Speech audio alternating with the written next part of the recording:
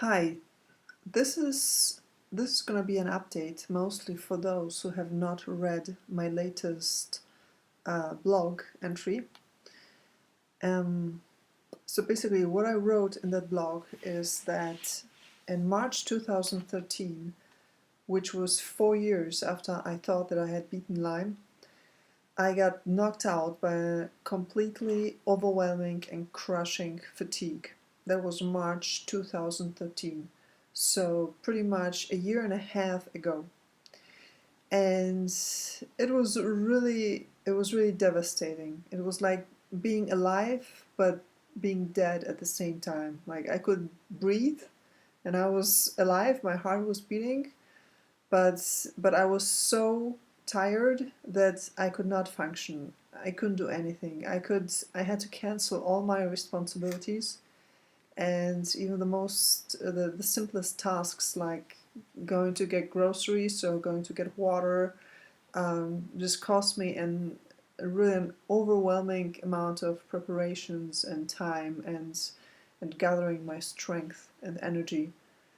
So so when that happens, my first thought was, great, Lyme relapse, right? And so I thought, okay, if it is Lyme, what I'm gonna do the same thing that I did around 4 years ago, uh, and that is I will be doing ozone, right? So I started doing ozone IVs, and to my great surprise, I was barely reacting to it. They had barely an impact on me. And so that was strange because if it was an active infection, then I should have had some strong reaction to the ozone IVs. I should have either have reacted positively to it or negatively, which would have been a healing crisis or a die-off. But the reaction was very, very minimal, like barely so. So that was strange. And but nevertheless, I continued doing the ozone, not knowing what else it could be. And at the same time, I was researching and looking for answers. First, I thought, okay, maybe it's some hormonal thing, and so I started taking pregnenolone, which is a precursor to many hormones, and it balances out hormones apparently, and I also did, I think, a couple of other things, or maybe that was the only thing. And anyway, but also that did not really seem to do much. So, and also after consulting a friend, she also said, no, the hormone explanation, that does not quite add up. And so I started looking further and still researching, and then I came across information about adrenal fatigue. And there was this one website which described kind of a typical day for someone who suffers from adrenal fatigue. That, for example, someone who has impaired adrenals, their day usually goes through very specific phases. Like, for example, that you even if you wake up at like 8 or 9 in the morning, you don't really feel fully awake until 10 a.m. And then you have a sleepiness and a brain fog that sets in the early afternoon. Then you feel a burst of energy in the evening, like from anything between 5 and 7 p.m. Then you feel sleepy again around 9, 10 p.m. And then you have another burst of energy around 11 p.m. and you usually go to bed at 1 a.m. So I was reading this, and that really described my day, my typical day back then, pretty well. So I thought, okay, so I think I'm onto something here, right? I guess I'm suffering from adrenal fatigue, but why? And there were a number of explanations why people get adrenal fatigue. one of them was that when people have too much stress, it just burns the adrenals out, and they don't produce the right amounts of hormones anymore, and people just crash. And that really didn't make sense to me because I didn't really have that much stress. Okay, I had some things going on, but I didn't have a mortgage to pay off. I didn't have student loans to pay off. I didn't have 3 or 4 kids to take care of as a single mom, juggling 3 different jobs. None of that. Okay, so my stress level really wasn't that exceptional. And also at that point, when I read about the adrenal fatigue, I had already been basically spent 2 to 3 weeks basically immobile on my couch. Okay, so the stress level at that point was really really minimal, but my energy levels did not improve at the time. So the stress explanation didn't make sense to me. But that website cited that, and many other websites cited infections, bacterial and viral infections in the adrenals as a possible cause for adrenal fatigue. And one of them said Lyme disease can cause adrenal fatigue. So I thought, okay, so I had Lyme disease and now I have adrenal fatigue. So maybe what I'm going through right now is because the Lyme critters, for some reason, set up shop in my adrenals instead of in other parts of my body. And then I also read that adrenals don't have a lot of veins. They don't get supplied with blood. So I thought, okay, maybe that's the reason why I didn't respond to the ozone IVs, and I have to find a different way to get the ozone into the adrenals and to get to the Lyme infection in the adrenals. So what I did, I started doing ozone saunas, and so okay, for those who don't know what an ozone sauna is, it's basically the way I did it is I had a small portable foldable sauna. It was a steam sauna, so there was steam generated through boiling of water, and the steam entered that box, and out of which my head would stick out, which is important because you're not allowed to breathe ozone. And so the steam was coming into the box from one side, and from the other side ozone was coming in. So the steam would open up your pores, and the ozone can enter your body through the open pores. And so I would do that, and the reaction to the ozone saunas was absolutely horrific. I mean, it was just plain torture.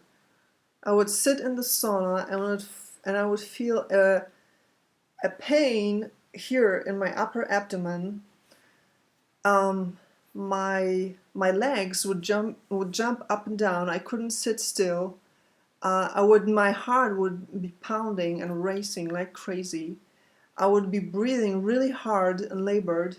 My eyes would turn in their eye sockets, and it was just really, really painful. And so I thought, okay, I'm on the right track. It's a die-off, right? I found the right way to get the ozone into the adrenals where they kill off the Lyme, which is causing my adrenal fatigue. And so I continued. And so after doing this for 6 months, every day, I was feeling a little better. The fatigue was a little better, but it was not a profound breakthrough, which I would have expected if it was some bacterial or viral infection. From my experience around 5 years ago, the impacts should have been much more dramatic, much more drastic. Like after 6 months of doing ozone for 2 or 3 hours per day, I should have felt much better if it really was Lyme bacteria that was causing my fatigue. But I didn't. So again, something did not add up. And so And so I kept looking and kept researching. And at the same time, I kept doing the ozone. And then through researching, through reading this and that, through talking to other people on Facebook and through emails, I started looking into the possibility of mercury poisoning. So I did, because why did I think that mercury poisoning was a possibility? Because I had a mercury amalgam fillings for probably over 20 years of my life. And I also, of course, had been vaccinated like most people. And but at the time, in March 2013, when I came down this crashing fatigue, I already had the amalgams removed for around 2 years, okay? But I knew that, you know, the removal of amalgam fillings is not the end of the story, that you usually have to do a chelation program, which I never did. So I decided to do a hair test, and later I found out that was not the right hair test, that there's a different types of hair tests. But anyway, that hair test came back, and the mercury levels on that hair test were basically as good as non-existent. Okay, so I looked at the hair test and I thought, okay, great, I don't have mercury in me. This is awesome. Okay, but then I still didn't have an answer. Okay, so what did I have? Okay, if it's not mercury poisoning, if the Lyme infection doesn't really quite add up, so what is it? But further looking on the test, I saw that my essential minerals, so stuff like calcium, magnesium, sodium, zinc, and so on, that they were all either low or critically low. And that was kind of strange, but you know, I didn't have an explanation for it at that point, and I didn't also know whether that had any importance or not. So I didn't pay much attention to it. So I continued with the ozone saunas. So at that point, I was already doing the ozone for 6 months. I had done the hair test 3 months prior. And then again, through accident, if there's such a thing as accidents, I came across information how to correctly interpret hair tests. And it was a man of the name Andrew Hall Cutler who used to be mercury poisoned himself, who had a PhD in chemistry, who wrote several books and about his program, how to chelate mercury safely and how to diagnose mercury toxicity properly. And so I started reading this. I ordered his books. And basically what Andrew Hall Cutler says is that in order to properly interpret mercury toxicity, you don't primarily look at the mercury levels on your test, but you look at the levels of the essential minerals. Why? Because mercury is the only element we know of so far that can, across the board, block the absorption of good elements and of other elements as well. So if you are mercury toxic, the way it would show up on a hair test is by having low nutritional elements, or the elements would be visible in a very specific type of manner. So I took another look at my hair test, which again, as I said, it was, as I later found out, was not the right type of hair test, because in order to apply Andrew Hall Cutler's theories